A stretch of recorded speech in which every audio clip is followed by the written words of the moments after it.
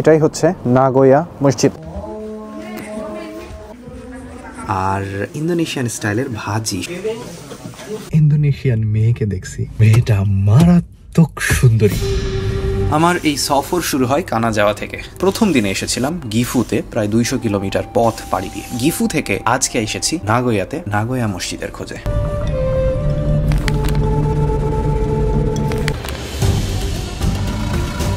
Nagoya জাপানের আরেকটি ব্যস্ততম শহর।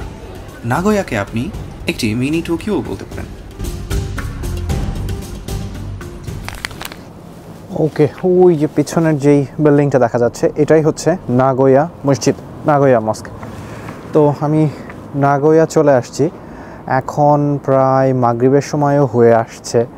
তো সম্ভবত আমার আজকের ইফতার নাগোয়া মসজিদের মাঝেই হবে। তো চলেন মসজিদের ভেতরে যাওয়া যাক। এখানে সম্ভবত ইন্দোনেশিয়ান কমিউনিটির মানুষজন অনেক বেশি, কারণ আমি যখন গাড়ি পার্ক করছিলাম তখন দেখলাম যে ইন্দোনেশিয়ান একটা ফ্যামিলির মতো সকলে ইফতারগুলো নামাচ্ছিল, গাড়ি থেকে নামিয়ে নামিয়ে মসজিদে নিয়ে যাচ্ছিল, পুরো ফ্যামিলির মহিলা, বাচ্চা কাচ্চা, বয়স্ক লোকজন সবাই মিলে।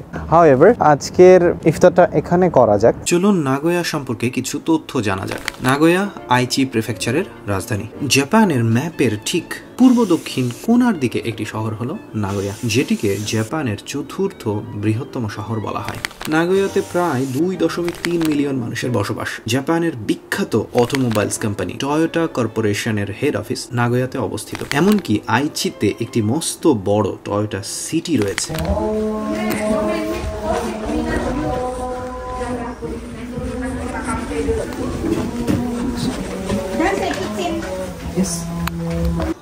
আমরা সকলে এখানে ইফতার নিয়ে রেডি। এই দেখেন কত মানুষজন এখানে ইফতারিতে আসছে, আর খাবারগুলো কি চমৎকার দেখাচ্ছে। আজকে ইফতারির মূল আয়োজন হচ্ছে ফলমূল, আর সেই সাথে এই এতগুলো মানুষজন। আমরা সকলে ইফতার করে নামাজ পড়তে আসলাম। এই যে এখানে আমরা নামাজ পড়ব। নামাজ শেষে আবারও খাবারের ব্যবস্থা আছে, ওইটা দ্বিতীয় ডিশ, সেকেন্ড ডিশ। নামাজ শেষ করে আমরা আবার দ্বিতীয় দফার খাবার, সেকেন্ড ডিশ খাবারের জন্য প্রস্তুত। এই যে দেখেন কত মানুষজন। তো এখানে জাপানি স্টিকি রাইস দেখা যাচ্ছে, সাথে ইন্দোনেশিয়ান স্টাইলের নুডলস আর ইন্দোনেশিয়ান স্টাইলের ভাজি, সম্ভবত আলু ভাজি। ডিম দেখা যাচ্ছে, ডিমের ওপর একটা গ্রেভি।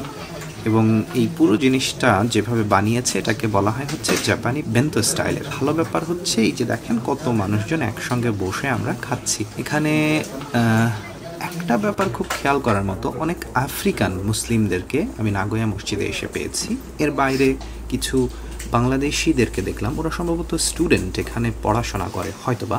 আর ইন্দোনেশিয়ান তো অবশ্যই, ওরাই আসলে ইফতারের ব্যবস্থাটা করেছে, কারণ খাবার দাবার পুরোটা ইন্দোনেশিয়ান স্টাইলে। চলেন নাগোয়া মসজিদের পিছনের ইতিহাসটা জানা যায়। নাগোয়া মসজিদের পিছনে একটা অবাক করার মতন ইতিহাস আছে।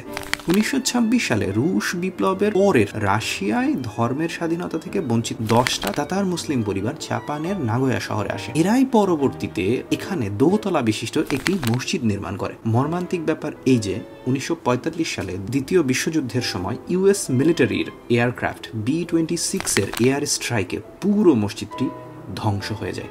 নাগোয়া মসজিদের সামনে গাড়ি পার্ক করেছি, এখানে একটা ইন্দোনেশিয়ান মেয়েকে দেখছি।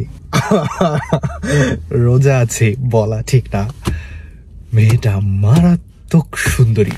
সে আমার সামনের গাড়ি থেকে বের হয়েছে, ওর সঙ্গে জানি না ওর মা কিংবা আন্টি যেই হোক না কেন ছিল।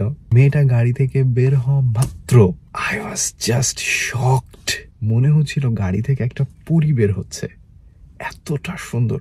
রমজান মাস, এভাবে বলাটা ঠিক না, আমি কোনো খারাপ অর্থে বলছি না। মেয়েটা মুসলিম, ও হিজাব পরেছিল, বোরখা পরেছিল, বোরখার ওপর একটা ওভারকোট পরেছিল। তাকে দেখতে বেশ শালীন মনে হচ্ছে, শালীনতার মাঝখানেও তার সৌন্দর্য ফুটে উঠেছে।